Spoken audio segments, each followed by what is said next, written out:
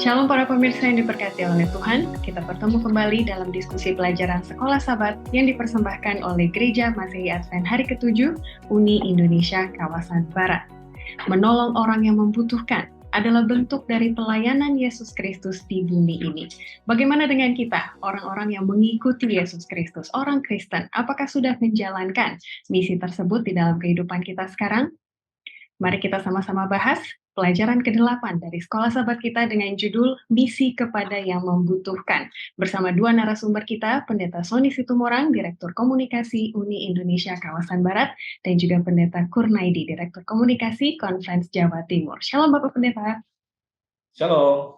Terima kasih sudah hadir kembali, sempat satu sabat kita tidak bersama dengan para pemirsa. Kira-kira kabarnya bagaimana? Dan juga sebelum nanti saya akan ke Bapak Pendeta sekalian, saya sekalian mau menyampaikan salam dari para pemirsa yang sudah kangen. Karena saya di DM, di chat secara langsung begitu ya, saya tidak ketemu video. Oh iya Pak, nanti minggu depan semoga kita akan kembali ya. Baik, untuk Pendeta Kurnaidi, saya mau menyampaikan salam dari Bapak Darto Sumpeno yang mengatakan, Sekolah Sabat adalah jantung rohani gereja kita. Lalu berikutnya dari Nona Rumihin, Jemaat Masohi Maluku Tengah mengatakan, terima kasih untuk pelajaran Sekolah Sabat yang begitu simpel, namun sangat jelas untuk menolong pertumbuhan iman kita. Berikutnya dari Willy Sui, Gereja SDA Ulu Dusun Sandakan di Sabah mengatakan, amin, puji Tuhan, terima kasih diskusi yang sangat-sangat baik. Berikutnya Global Ministry dari Sabah mengatakan, amin, puji Tuhan. Dengan komen yang sama ada juga dari Minarti dan juga Arnita Gamar. Untuk tanggapan para pemirsa ini, Pendeta Kurnaidi, apa semangat yang bisa disampaikan kepada mereka? Ya, shalom, selamat pagi, selamat malam, selamat siang semuanya.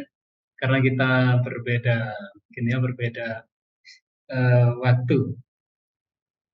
Puji syukur pada saat ini kita boleh bertemu lagi, khususnya kami sangat bersuka cita pagi hari ini oleh karena kesempatan yang Tuhan berikan pada kita. Demikian yang bisa kami sampaikan, Saudari Ayu. Terima kasih sekali Pendeta Kur, dan untuk Pendeta Sony Situmorang ada salam dari rekan yang selalu setia memberikan komen. Pendeta Lamsi Harsi Litonga mengatakan sukses buat tim komunikasi Uni Indonesia Kawasan Barat dan tetap dalam lindungan Tuhan. Berikutnya saya mau bacakan dari Arnita Gamar, juga tadi mengatakan amin, dan Ibu Noi Tilajanin, maafkan kalau ini Ibu atau Bapak ya, dengan emoji salam dan juga hati seperti itu. Pendeta Sony Situmorang, apa kabarnya? Dan sedang sibuk apa sekarang gitu ya, sambil kita menunggu, sambil berakhirnya triwulan keempat di tahun 2023 ini.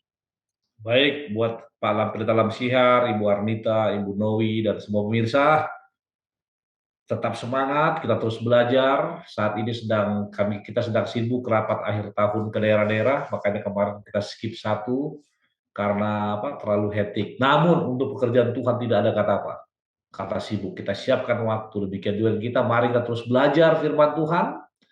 Dan ingat para pemirsa, Sekolah Sabat hanya panduan, namun yang paling penting kita belajar Alkitab setiap hari dan setiap saat. Terima kasih, Evi. Amin. Terima kasih untuk semangatnya bagi kita sekalian. Pemirsa, saya akan bacakan ayat inti dari pelajaran ke-8 dengan judul Misi Kepada Yang Membutuhkan. Setelah itu Pendeta Kurnaidi nanti akan berdoa buka untuk kita sekalian. Matius 25 ayat 40 berisikan, dan Raja itu akan menjawab mereka, aku berkata kepadamu, sesungguhnya segala sesuatu yang kamu lakukan untuk salah seorang dari saudaraku yang paling hina ini, kamu telah melakukannya untuk aku. Silakan Pendeta Kur. Baik, mari kita bersama-sama bersatu sebelum kita membahas firman Tuhan. Kita berdoa. Tuhan Allah Bapa kami yang bersemayam dalam takhta kasih kerajaan surga, sungguh Tuhan saat ini kami bersyukur atas kesempatan demi kesempatan yang Tuhan berikan pada kami, dan teristimewa saat ini di mana Tuhan memberikan kami kesempatan untuk menerima nasihat Tuhan. Inilah Tuhan satu saat yang paling indah yang kami rasakan dalam kehidupan kami, dan terlebih kami memohon Tuhan semakin berkenan berkarya, sehingga setiap kebenaran, setiap firman yang kami pelajari, benar-benar dapat kami praktekkan, sehingga setiap kesempatan yang Tuhan berikan pada kami, juga boleh menjadi berkat bagi siapapun yang khususnya mereka yang membutuhkan di sekitar kami, sehingga saat Kristus datang yang kedua kali nanti, kami dan banyak jiwa yang lain boleh bersuka cita di dalam Tuhan. Di dalam nama Tuhan kami Yesus Kristus. Amin. Amin. Terima kasih Pendeta Kur. Mari para pemirsa kita membuka Alkitab kita dan juga membahas pelajaran ini dengan aktif karena akan banyak sekali tantangan yang diberikan dari hari ke hari terutama di hari Kamis. Dan di akhir ada 2 pertanyaan yang akan kami tanggapi, siapa tahu itu pertanyaan dari saudara-saudara sekalian, jadi mohon ditunggu sampai akhir dari diskusi ini. Baiklah, Pendeta Kur, kita masuk ke hari Minggu dengan judul Iman dari Para Sahabat. Ketika menolong orang yang membutuhkan, di sini ceritanya Lukas 5 ayat 17 sampai 26 mengatakan tidak usah mencari pertolongan dari jauh-jauh. Ternyata sahabat kita bisa digunakan oleh Tuhan untuk menjadi perpanjangan tangannya. Tapi sahabat seperti apa karakter-karakter yang mau kita lihat ini yang menjadi perpanjangan tangan Tuhan tersebut? Silakan Pendeta Kur. Iya, terima kasih Saudari Aidi untuk pertanyaan ini. Sebelum kami menjawab pertanyaan, memang mengenai action ya, di sini action itu sesuatu yang sangat penting karena di ayat inti ini sendiri dikatakan tadi, dan raja itu akan jawab mereka, aku berkata kepadamu sesungguhnya segala sesuatu yang kamu lakukan. Nah, ini bukan berarti pengetahuan kita itu tidak penting, itu penting. Tetapi adalah sesuatu yang tidak boleh diabaikan, yaitu saat kita sudah mengetahui sesuatu, maka sesuatu yang benar itu harus dipraktekkan, dilakukan, diaksenkan. Nah, di sini ini yang menjadi dasar untuk pertanyaan atau jawaban dari pertanyaan saat ini. Pertolongan dari sahabat yang tidak jauh. Memang saat kita berada di dunia ini kita bergaul atau kita ini berinteraksi dengan banyak orang, dan Alkitab sendiri bahkan mengatakan ada 2 ya, secara garis besar ada 2, ada lalang, ada gandum, ada baik, ada jahat, dan begitu. Dan yang kurang menguntungkan bagi kita adalah kita tidak bisa mendeteksi mana yang baik, mana yang jahat. Dan malah firman Tuhan mengatakan, jangan kemudian kita menghakimi. Nah, ini yang lebih lagi. Jadi saat bagi kita yang pertama, kalau kita mau menolong seseorang, maka biarlah seseorang itu siapapun dia itu kita tolong. Terlepas dari motif dan segala sesuatunya, yaitu yang penting kita dulu. Itu. Lalu dalam hal ini kalau firman Tuhan menasihatkan terutama orang-orang atau saudara-saudara seiman. Lalu bagaimana kalau kita mendapat pertolongan? Kadang juga ada orang yang dalam tanda kutip, mohon maaf ini bukan seudon atau yang lain, berpura-pura menolong. Ini ya, berpura-pura menolong tetapi di ujungnya ternyata ada sesuatu di balik sesuatu, gitu. Nah, ini juga dalam hal ini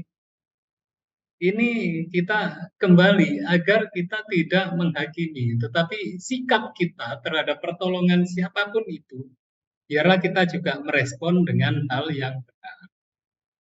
Nah, inilah sehingga mungkin kalau bahasa mudahnya, ya Gusti Boten Sari, kita serahkan semua kepada Tuhan. Demikian dari kami, Saudari Aidi. Ya, terima kasih Pendeta Kur sudah menekankan bahwa karakter-karakter sahabat yang baik ini bukan berarti kita mau menghakimi orang lain gitu ya, tapi melihat kepada diri kita sendiri apakah kita sudah men-list gitu, men-checklist karakter-karakter dari sahabat yang baik tersebut. Dari gambaran besar yang Pendeta Kur berikan tadi, kalau saudara-saudara mau melihat detailnya di paragraf kedua, di situ dikatakan sahabat yang memikul tanggung jawab, yang menuntun orang kepada Kristus, yang memiliki iman, perbuatan, kesabaran, kemauan, tidak menyerah, dan inovatif. Kurang lebih ada 7 yang bisa saya garis bawahi. Kalau saudara-saudara melihat ada yang lain, boleh silakan disampaikan kepada kelompok diskusinya. Baik, kita akan maju ke bagian bawah dari hari Minggu. Pendeta Sony Situmorang di sini setelah kita tahu, oh ternyata sahabat yang memiliki iman yang bisa menolong adalah seperti ini. Sekarang caranya, bagaimana kita mau menolong orang dengan yang seperti Pendeta Kurt bilang tadi ya, tidak dicap, oh ini ada maunya nih sepertinya di baliknya, dan lain-lain. Apa yang bisa kita lihat dari nasihat Ellen White dan juga balik ke cerita tadi Lukas 5. Bagaimana menolong dengan ikhlas? Silakan pendeta. Ketika ditanya bagaimana menolong dengan ikhlas, maka kita harus consider situasi, kondisi, dan keadaan sesuatu. Namun dalam konteks Lukas pasal 5, para pemirsa boleh lihat bagaimana crowded atau keramaian memenuhi tempat di mana Yesus sedang berkhotbah. Nah, sebelum lanjut saya mau kasih tahu para pemirsa bahwa ada yang unik dari Lukas. Ingat, Lukas adalah sahabat Filemon, teman sekerja, dan buku Lukas ditulis untuk orang non-Yahudi, orang tertindas ya. Matius, Markus, Lukas, Yohanes itu ada apa? Ada surat ditujukan kepada siapa. Dan paling luar biasa, benar dia seorang dokter, cara dia menulis sangat to the point.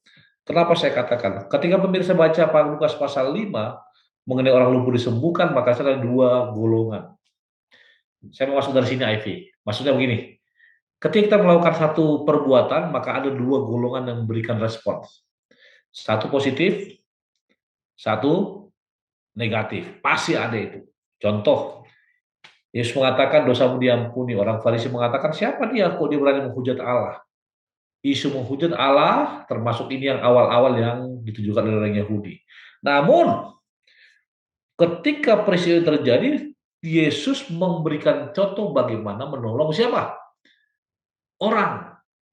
Benarlah perkataan bahasa asing mengatakan action speaks louder than words.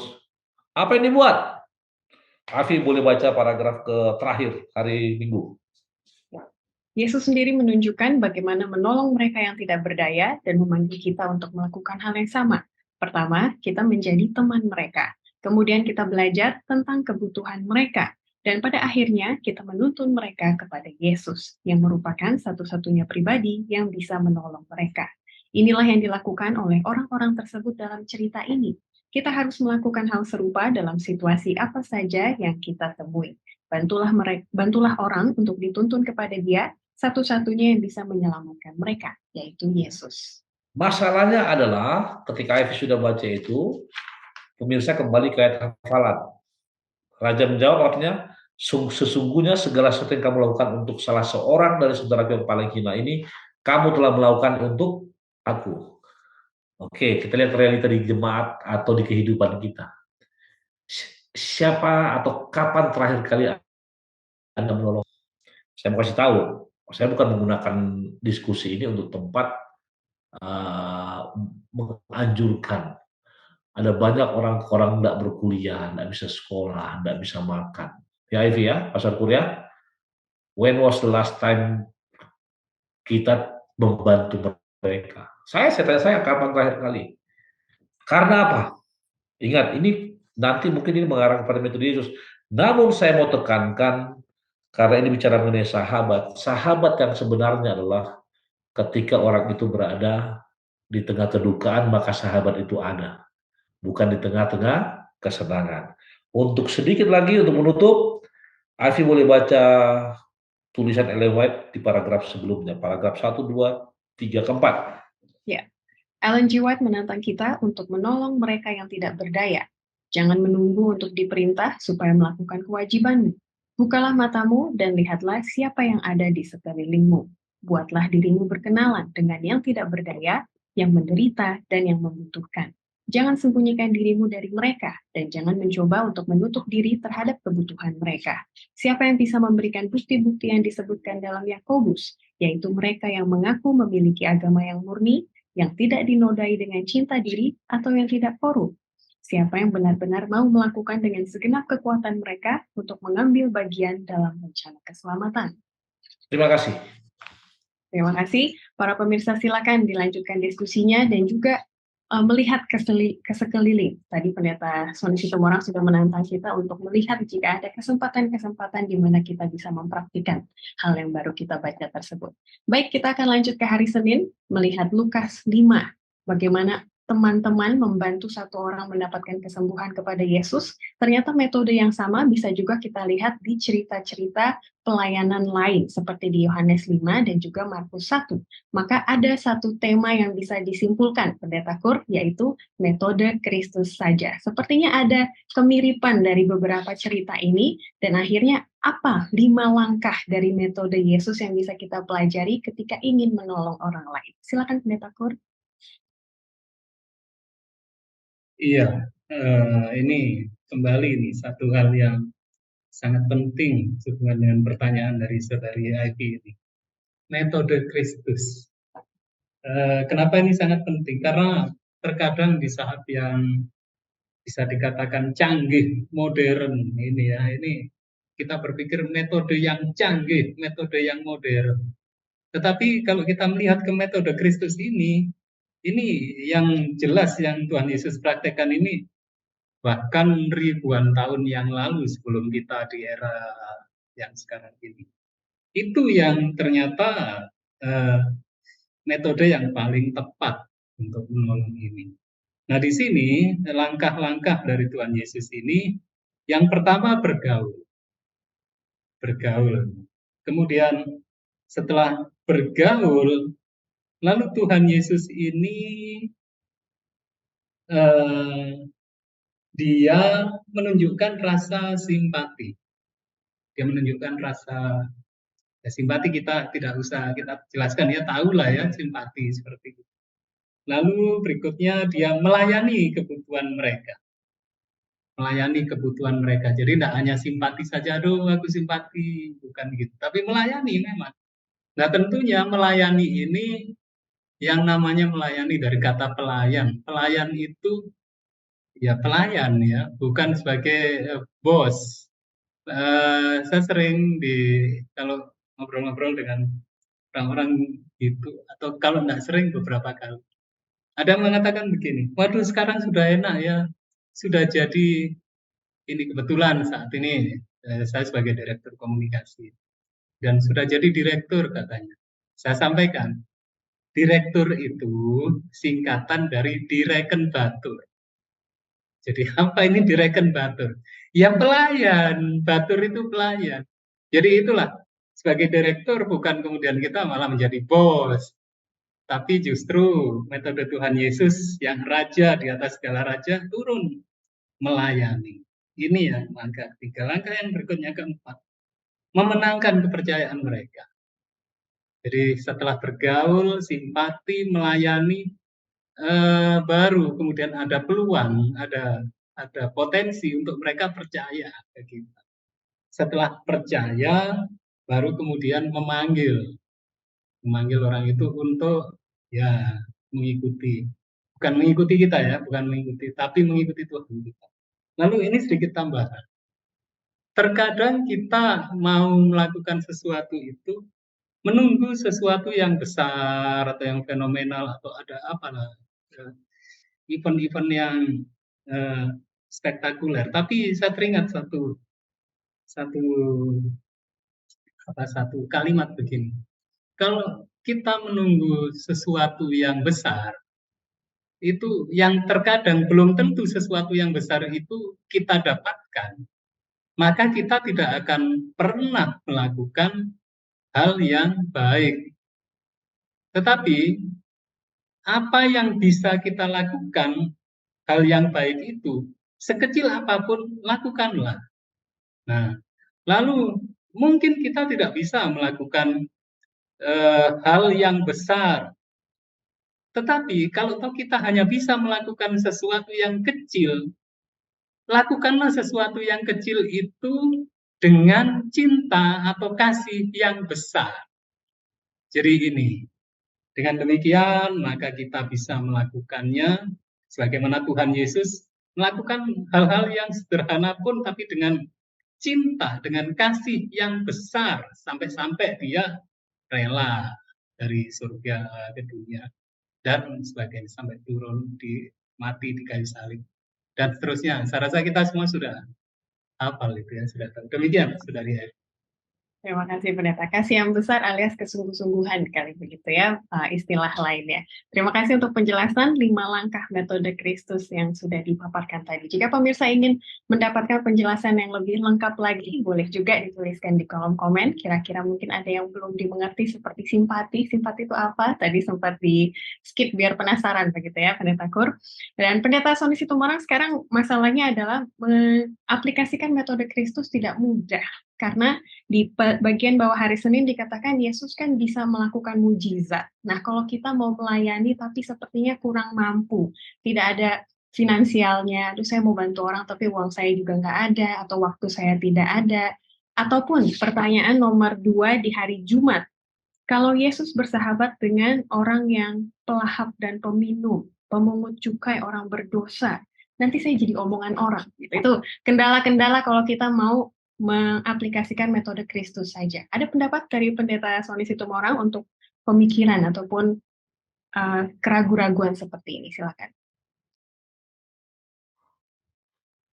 Baik, penulis pelajaran mengambil judul metode Kristus oleh karena satu tulisan yang dikompilasi oleh seorang penulis Kristen bernama Ellen White yang mengatakan bahwa mari melakukan metode Kristus.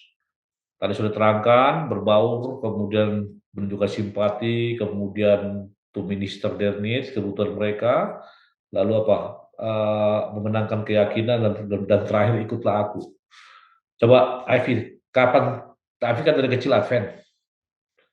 Oke, dibaptis umur berapa? 12. 12. Mas Syukur dibaptis umur berapa? Umur 13 atau 12. Nah, pertanyaan saya, kenapa kita mau dibaptis?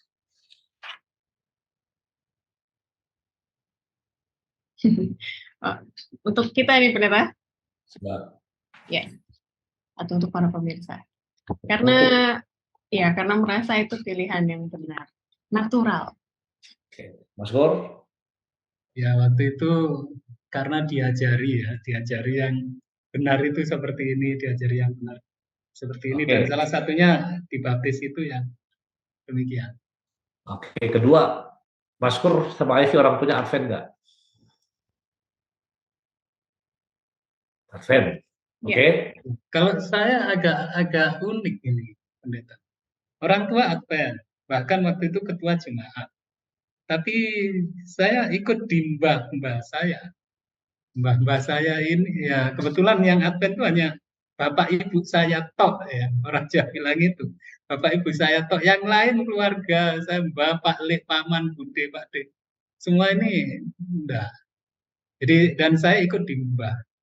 Nah, hanya itu tadi. Pertama diajari pun saya enggak mau, tapi akhirnya mungkin disergap gitu ya istilahnya. Diajari ya udah belajar. Setelah belajar itu baru pikiran saya terbuka. Oh iya, benar. Gitu. Nah, kenapa saya tanya begitu? Bisa kita bayangkan saya dibaptis dari keluarga Advent, dari keluarga yang mengenal Kristus, kemudian orang tua saya Advent, kemudian saya melihat apa yang mereka hidupkan menjadi contoh, bahkan saya bisa katakan 5 metode ini sudah orang tua lakukan kepada kita. Secara tidak sadar kita. Inilah 5 metode. Dia mingle dengan kita, orang tua, kemudian dia simpati, semua dilakukan. Makanya saya pastikan setiap orang tua yang baik, keluarga yang baik, anaknya pasti akan ikut orang tuanya.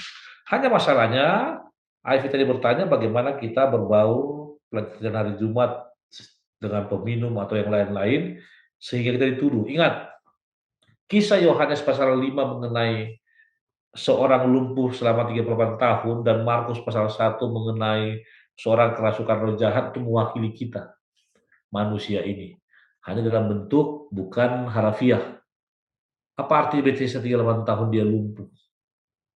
Saya mau katakan, banyak di antara kita yang mau berharap akan kebenaran tersebut, tapi kita tidak ada yang mengasis, tidak ada yang menolong. Dan kebanyakan umat-umat Tuhan mengatakan saya percaya kepada Tuhan, tapi hanya stay di rumah. Benar nggak? Hanya teoretikal kita bicara begitu. Nah, saya mau pastikan, saudara-saudara, saya mau katakan ada banyak di luar sana orang-orang yang menunggu-nunggu pertolongan tangan kita, asis kita, bantuan kita. Tapi kita tidak ada datang, saya mau katakan. Yang kedua, ada banyak di luar sana yang kerasukan roh jahat. Dalam konteks sekarang mungkin peminum, pemabuk, segala macam. Tapi kita, instead of kita mendekati mereka, kita menjauhi mereka. Benar nggak pemirsa? Kita merasa diri kita suci. Sekolah sahabat kuartal lalu. Kita merasa dari kecil kita Advent. Masalah di Efesus. Mereka baru bertobat, kita sudah bertobat. Kita anggap diri suci, mereka belum. Kami kelas 1, mereka kelas 2. Hati-hati. Hati-hati, saya mau katakan. Sekolah sahabat kuartal dengan sangat jelas mengatakan apa? Sahabat itu bukan hanya kepada yang kita kenal. Ketika Anda merasakan bagaimana kasih Kristus kepada diri kita, maka kerinduan kita adalah supaya kasih yang kita rasakan dari Kristus kita bisa keluarkan kepada orang lain. Kenapa? Coba Ivy baca kata keyakinan paragraf kelima, langkah keempatnya. Langkah keempat adalah memenangkan keyakinan mereka. Ketika melayani orang-orang, ketika kita menolong mereka, mereka akan belajar untuk percaya kepada kita dan pada apa yang kita katakan kepada mereka. Itulah sebabnya ketika kita berbicara kepada mereka tentang Yesus, mereka akan lebih terbuka untuk mendengar. Yesus tidak ingin hanya menyembuhkan mereka secara fisik. Dia ingin supaya mereka mendapatkan hidup kekal di dalam Dia. Salah satu syarat mereka mau membuka telinganya dan mendengar ketika kita memenangkan keyakinan mereka, ketika seorang itu percaya. Contoh Mas Pur, Ivy baru menikah ya, Ivy ya? Berapa? 3-4 bulan lalu. Ya. Oke. Lalu coba tanya Ivy, kenapa dia mau menikah sama Daniel? Contoh, ini contoh aja. Karena Daniel sudah menangkan, dia punya kepercayaan. Oh, this is my future husband. Ya, Ivy ya. Artinya from now on, saya akan bersama-sama dengan dia, kan begitu. Keyakinan. Sehingga apapun yang dilakukan apa. Nah, masalah kita adalah, sudahkah kita lakukan itu? Supaya terlalu lama, itu dulu Ivy. Terima kasih. Terima kasih sekali para pemirsa, boleh diaminkan dan juga diteruskan diskusinya. Bagaimana kira-kira kita menerima dan menyadari keterbatasan kita bisa juga menjalankan misi yang Tuhan sudah titipkan kepada kita ini.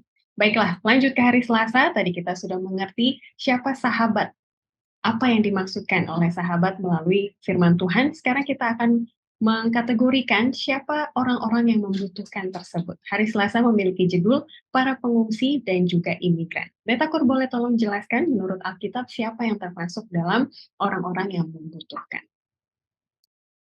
Iya, terima kasih Saudari Ivy. Ini siapa orang-orang yang membutuhkan? Artinya jangan sampai juga kalau bahasa Jawa itu ada istilah nguyai banyu segoro. Ya. Apa itu? Menaburkan garam ke laut, ya tidak ada gunanya. Ya. Bahkan kemudian Tuhan Yesus sendiri mengatakan, jangan memberikan mutiara kepada anjing, nanti itu diinjak-injak ya, mutiara itu gitu ya. Jadi seperti itu.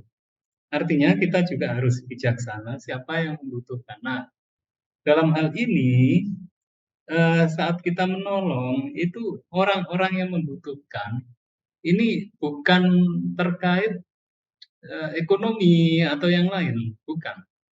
Tetapi lebih dari itu, orang-orang yang membutuhkan adalah orang-orang yang pada saat itu memang benar-benar mereka ini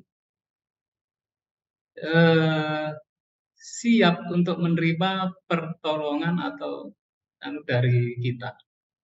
Ya, jadi ini meskipun mungkin ada orang yang kita rasa membutuhkan, tetapi kalau dia tidak siap, maka sesuatu yang kita berikan ini akan jadi sia-sia. Mungkin bahkan tidak hanya sia-sia, tetapi malah jadi perkara. Nah, itulah sebabnya kita harus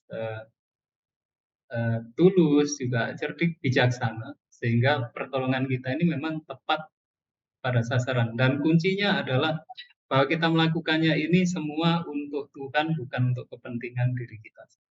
Ya, demikian yang bisa kami berikan dari itu.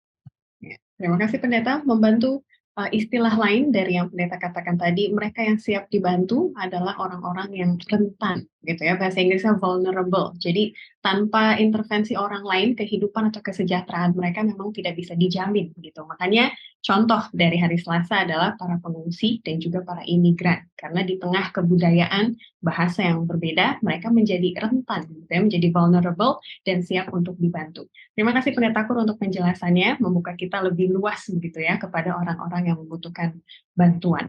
Nah, Pendeta Sony, secara spesifik para imigran dan juga pengungsi, kita diarahkan fokus kita ke sini, bagaimana kita bisa melayani mereka, terutama di negara kita masing-masing kan berbeda-beda begitu ya, imigrannya, pengungsinya, ataupun mungkin orang-orang transmigran juga, sesama orang Indonesia tapi dari kota lain. Silakan Pendeta Sony dengan tanggapannya.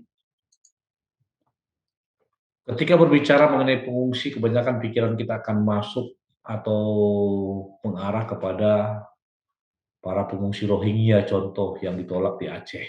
Oke.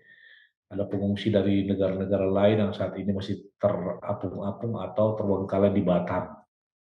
Bahkan di Jakarta sendiri ada refugee di puncak. Di mana kalian pernah melayani di sana. Karena pikiran kita mengatakan pengungsi berarti sesuatu atau satu kelompok orang dari luar.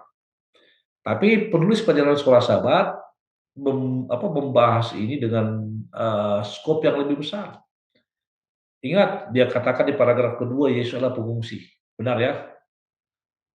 Kenapa? Karena dia bukan dari dunia. Orang tuanya di bumi, Yusuf dan Maria pun akhirnya menjadi pengungsi dipaksa meninggalkan Bethlehem.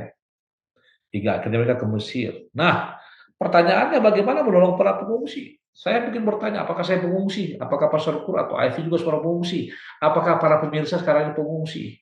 Tergantung dari mana kita melihatnya. Namun saya mau mengatakan, pengungsi yang dimaksud di sini adalah orang asing. Arti orang asing apa? Seseorang yang tidak dianggap memiliki tanah atau negara atau apapun itu. Kita coba contoh, mungkin Afi boleh baca paragraf kedua, Afi boleh paragraf kedua. Ya. Dalam Matius 2 ayat 13 dan 14, Yesus adalah seorang pengungsi. Orang tuanya di bumi, Yusuf dan Maria, dipaksa untuk meninggalkan Bethlehem dan mencari perlindungan di Mesir untuk meloloskan diri dari tangan Herodes yang akan membunuh Yesus. Kitab suci tidak menyatakan tentang pengalaman mereka di Mesir, tetapi tidaklah sukar untuk membayangkan bahwa hal tersebut pasti memiliki tantangan dan kemungkinan menghadapi tantangan yang sama seperti yang dialami oleh para pengungsi saat ini. Kenyataannya, sepertinya paralel dengan kondisi bagaimana keluarga Yesus mencari perlindungan di tanah asing, banyak orang Muslim, Buddha, Hindu, Kristen, dan orang-orang yang tidak beragama mencari perlindungan di negeri-negeri yang baru. Kenapa saya suruh minta baca itu? Ketika ada seorang, katakanlah pemulung ke gereja Anda, apa yang Anda buat? Saya tidak akan jawab, Anda tidak perlu jawab. Ketika ada seorang public figure datang ke gereja Anda, apa yang Anda buat? Perbedaannya pasti caranya berbeda. Namun, saya tidak akan membahas di luar konteks. Ivy boleh baca paragraf keempat. Bagaimana kita melayani para imigran dan pengungsi? Di beberapa negara hal ini sulit karena dianggap secara politik tidak benar untuk berbaur atau menolong orang-orang seperti ini. Tetapi kita harus melakukan apa yang dapat kita lakukan ketika kita bisa untuk melayani orang-orang ini yang tentu saja telah melewati saat-saat yang sulit dan membutuhkan pertolongan kita. Jadi, seberapapun kita bisa, kita harus menolong. Take note kata yang Ivy baca, tapi kita harus melakukan apa yang dapat kita lakukan. Lalu di bagian akhir dikatakan, seberapapun kita bisa, kita harus menolong. Kata intinya apa? Willingness to help them. Apa? Keinginan untuk menolong mereka. Bukan untuk mencibir mereka. Bahkan penulis perjalanan sekolah sahabat mengatakan lagi, kalau saudara sudah berusaha menolong semampu Anda, apa lagi? Lanjut Ivy, paragraf terakhir. Mulailah dengan doa, dan kemudian carilah informasi tentang masalah imigran dan pengungsi. Banyak tempat memiliki organisasi yang menangani mereka. Anda bisa mulai bekerja dengan salah satu organisasi-organisasi ini. Atau mungkin Departemen Sekolah Sahabat di gereja lokal Anda bisa memulaikan satu pelayanan bagi para imigran dan pengungsi ini. Untuk menutup, saya mau katakan, di puncak ada teman kita, Dia dulu tamatan teologi, tapi dia seorang pebisnis. Dan dia bekerja sama dengan sebuah jemaat di Sentul yang menghandle para refugee. Kalau pemirsa punya di Jakarta, di Jawa ada hal-hal yang ditolak, boleh hubungi mereka. Cara mereka menghandle bukan tidak mengharapkan orang lain, mereka gereja. Mereka bikin pelayanan tiap Sabat, mereka kasih bantuan, beri kebuka sekolah. Artinya itulah yang harus dilakukan. Ketika sekolah Sabat mengarah kepada para pengungsi dan imigran, karena sekolah Sabat membahas mengenai misi kita, ingat misi kita bukan hanya kepada golongan, tapi ke seluruh dunia, maka pengungsi merupakan tugas utama kita. Tolong lakukan apa yang kita bisa dan berdoa untuk mereka. Terima kasih, Evi. Amin. Mari kita renungkan bersama. Mungkin saya belum pernah menjadi imigran, tapi saya pernah merantau, gitu ya. Paling tidak bisa bersimpati dengan keadaan tidak tahu apa-apa ataupun kurang pertolongan di saat itu. Dan mungkin itu bisa jadi titik kita untuk lebih peka dan simpati kepada orang lain. Terima kasih para pemirsa. Itu juga bisa menjawab pertanyaan nomor 1 di hari Jumat. Bagaimana kita keluar dari zona nyaman dan juga merenungi apa yang bisa kita lakukan untuk para imigran dan pengungsi. Baik, maju ke hari Rabu dengan judul Menolong yang Tersakiti. Ini satu kategori lagi dari orang-orang yang membutuhkan pertolongan. Pendeta Kur, boleh tolong dijelaskan orang-orang yang tersakiti dalam hal apa? Ya, terima kasih Saudari Eke. Jadi setelah itu tadi pengungsi, imigran, kemudian sekarang orang yang tersakiti ya secara lebih spesifik. Nah, di sini orang yang tersakiti ini secara singkatnya adalah mereka yang sebagaimana di sini saya baca, teladan Yesus yang memenuhi kebutuhan dari semua orang adalah sebuah prinsip kitab suci yang harus diikuti. Kita tidak tahu jika setiap orang yang ditolong yang menerima dia atau tidak. Jadi artinya, mohon maaf, yaitu pada saat tadi sudah Pendeta Sony sampaikan, hati kita tergerak untuk menolong seseorang, maka lakukan itu pada orang yang, karena kalau kita mau melihat apakah orang ini tersakiti atau tidak agak sulit bagi kita, karena kadang ada orang yang mau seperti apa tapi dia pembawaannya tertawa, terus ya ada juga yang seperti itu. Kemudian saya tambahkan, prinsip yang penting untuk menjadi seorang penolong bagi Yesus untuk teman-teman kita haruslah diawali dengan tujuan, yaitu menunjukkan kasih yang tidak mementingkan diri pada mereka. Pahami dulu kebutuhan mereka sebelum kita menawarkan pertolongan. Sediakan pertolongan yang mereka butuhkan, walaupun Anda tidak tahu jika mereka siap untuk mengikuti Yesus. Mungkin hanya itu yang bisa saya sampaikan. Ya, terima kasih Pendeta sudah menekankan pentingnya penderitaan yang tidak terlihat dari luar. Makanya yang penting, salah satu cara adalah untuk menjadi teman bagi mereka. Dan dengan pertemanan, semoga bisa kelihatan apa yang bisa dibantu dan apa peran saya dalam sebagai teman, gitu ya. Terima kasih sekali. Pendeta Sony, kita akan lanjut ke hari Kamis, karena waktu sudah makin menipis, dengan judul Kasih yang Lebih Besar. Tadi Pendeta Kur sempat menjelaskan bahwa kadang kita tidak punya banyak hal, begitu ya, tapi dari apa yang bisa saya bantu, yang pasti saya sungguh-sungguh. Kasih saya kepada orang tersebut adalah maksimal. Apakah itu yang dimaksud ketika Yohanes 15 ayat 13 menyatakan tidak ada kasih yang lebih besar daripada kasih seorang yang memberikan nyawanya untuk sahabat-sahabatnya. Silakan Pendeta Sony. Pernahkah Anda melihat ada seorang memberikan nyawanya untuk sahabat-sahabatnya? Mungkin di dunia ini pernah terjadi. Ketika saya tanya, pernahkah Anda melihat? Itu pertanyaan satu pertanyaan lain. Atau yang kedua, pernahkah Anda mengorbankan sepertiga hidup Anda untuk sahabat Anda?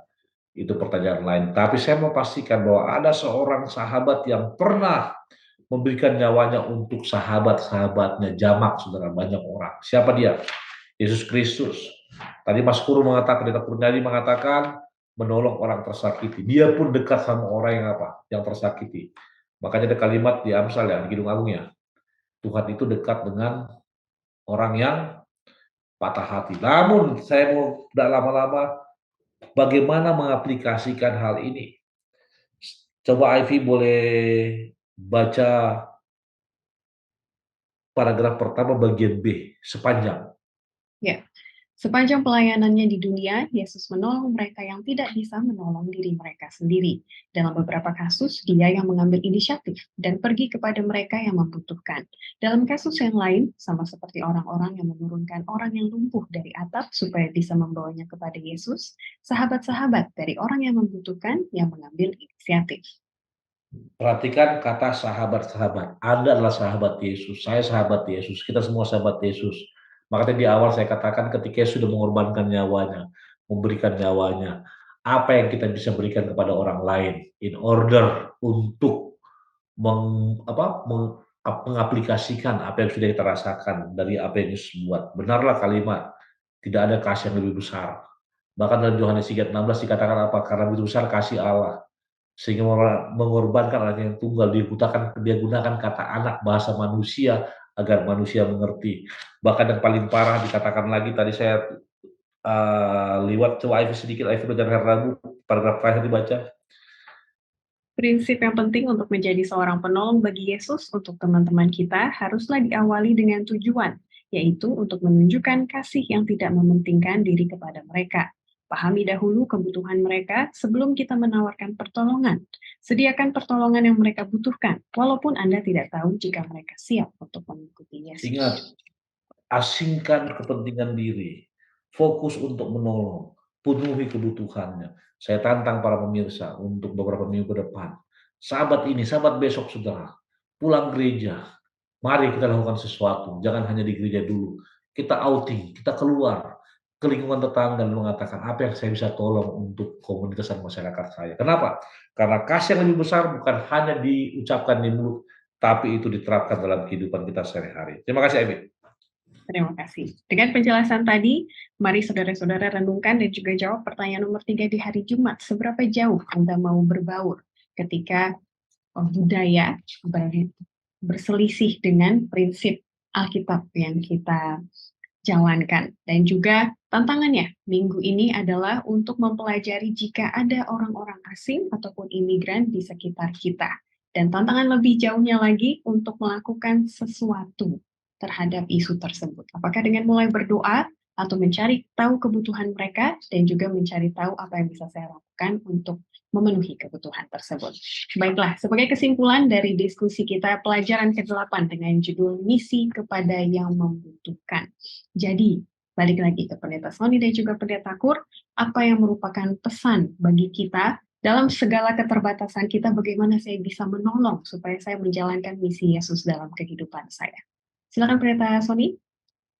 Ketika bagaimana saya menolong untuk menjalankan kehidupan Yesus, kita mulai dari diri kita, keluarga kita, dan juga kepada sahabat-sahabat kita. Ingat, Yohanes pasal 14 ayat 15 mengatakan, jikalau kamu mengasihi aku, kamu akan menuruti segala perintahku. Lalu kita putar balik, Yohanes 15 ayat 14 ayat 15, dikatakan, kamu adalah sahabatku jikalau kamu melakukan apa yang kuperintahkan kepadamu. Dengan cara itu saja saya percaya, saya imani, kita akan menolong untuk menjalankan misi Allah, yaitu juga misi saya. Terima kasih, Ivy. Amin. Pendeta Kur, silakan dengan kesimpulannya. Ya, baik. Terima kasih, Saudara Evi. Untuk ayat-ayat tadi Pendeta Sony sudah menyampaikan. Dari apa yang bisa saya simpulkan adalah di sini pertolongan itu atau misi atau berkat itu dari kita itu harus kita lakukan kapan saja, kepada siapa saja, tanpa melihat dari sisi atau aspek manapun nih. Yang artinya kita harus setia dalam melakukan. Baik atau tidak baik waktunya atau pada siapapun, ini bagaimana kita tetap setia untuk menjadi berkat bagi orang-orang yang kita bisa jangkau. Demikian yang bisa saya sampaikan. Terima kasih Pendeta untuk wejangannya. Semoga bisa kita lakukan itu sekalian para pemirsa. Baiklah, sebelum kita berdoa, saya akan sampaikan 2 pertanyaan yang sudah masuk. nanti akan ditanggapi langsung oleh Pendeta Sony dan juga Pendeta Kur. Yang pertama untuk Pendeta Sony, saya mau sampaikan maksud saya pertanyaan dari Salas, Gereja SDA Lido di Sabah. Apakah saran dari pendeta agar kita terus kuat dan terus semangat di dalam meneruskan misi Yesus, walau apapun tantangan-tantangan yang mendatang? Terkadang semangatnya jadi redup ketika tantangan orang-orang itu tidak menerima akan misi kita. Silakan Pendeta Sony. Saya hanya ingat sebuah lagu dari seorang penulis lagu rohani Kristen mengatakan, hidup ini adalah kesempatan. Hidup ini untuk melayani Tuhan. Jangan sia-siakan Waktu yang Tuhan beri. Hidup ini harus jadi berkat. Saya percaya hidup ini merupakan perjuangan. Hidup ini akan menghadapi tantangan. Khususnya Sekolah Sahabat katakan, misi Allah, misi saya, para pemirsa. Yesus banyak mengalami tantangan, Rasul Paulus mengalami tantangan, para murid Yesus mengalami tantangan. Dan kita juga punya pikul atau beban yang sama. Bagaimana saran? Saya tetap katakan, pandang kepada Yesus, fokus kepada Dia. Bahkan di buku Filipi dikatakan, Dia akan membantu saya untuk untuk memberikan kekuatan kepada saya untuk bisa melewati apapun. Intinya adalah apa saran Bapak Salas dari Gereja SDA Lido Sabah? Mari terus menginjil, mari terus bersaksi sampai Yesus datang. Tuhan berkati. Baik, terima kasih. Yang kedua, saya akan sampaikan kepada Pendeta Kur dari Andrew Gereja SDA Tambulyon di Sabah. Ini dua-duanya dari orang Sabah ya. Pengalaman sendiri itu sangat penting. Ada negatif, ada positifnya. Supaya kita lebih bersedia dan tahu apa yang perlu dibuat untuk berikutnya. Ini pernyataan dan saya mohon tanggapan dari Pendeta Kur. Pengalaman itu guru yang terbaik. Jadi dengan pengalaman itu maka kita bisa melakukan apa yang ke depan, juga apa yang kira-kira kemarin belum saya lakukan, sekaligus juga untuk introspeksi kita. Dan di atas semuanya itu, semoga Tuhan yang semakin dimuliakan. Demikian yang bisa kami sampaikan, Saudari Ayu. Baik, terima kasih sekali Pendeta Kur untuk tanggapannya. Semoga itu menambah semangat, ditambah dengan pernyataan dari Pendeta Sony Situmorang tadi di awal juga ya. Baiklah, untuk menutup kebersamaan kita, saya meminta Pendeta Sony Situmorang untuk berdoa bagi kita semua dan terutama bagi pemirsa yang menyaksikan. Tuhan Allah Bapa Semawi, terima kasih untuk perjalanan Sekolah Sahabat yang indah, di mana kami diajak untuk menjadi pribadi yang menolong setiap orang dalam segala situasi. Kami tahu Bapak ini sulit, ini sukar untuk dilakukan, namun sepanjang Engkau bersama dengan kami, maka kami akan bisa melakukannya. Berkati hamba-Mu, Pendeta Kurnedi, Ivy, serta dari Bang Layar. Berkati para pemirsa yang menyaksikan acara ini.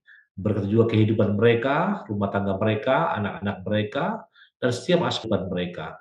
Biarlah acara ini berkat bagi setiap orang. Dengarkan doa kami Tuhan, lalu kami berdoa dan mengucap syukur. Amin. Amin. Puji Tuhan untuk pelayanan dari Pendeta Sony dan juga Pendeta Kur hari ini. Semoga sehat-sehat dan terus semangat dalam rapat-rapat akhir tahunnya. Sampai kita bertemu lagi di kesempatan datang. Dan bagi para pemirsa, terima kasih telah bergabung kembali dalam diskusi pelajaran Sekolah Sahabat. Semoga senang dan juga kami akan tunggu kehadirannya di pekan-pekan yang mendatang. Setelah membahas mengenai orang-orang yang membutuhkan, yang rentan dan juga vulnerable, minggu depan kita akan melihat bagaimana kita bisa melayani kepada orang-orang yang sudah memiliki segala. Apakah mereka juga butuh pelayanan Yesus Kristus melalui kita? Itulah yang akan kita bahas bersama. Tuhan memberkati kita sekalian.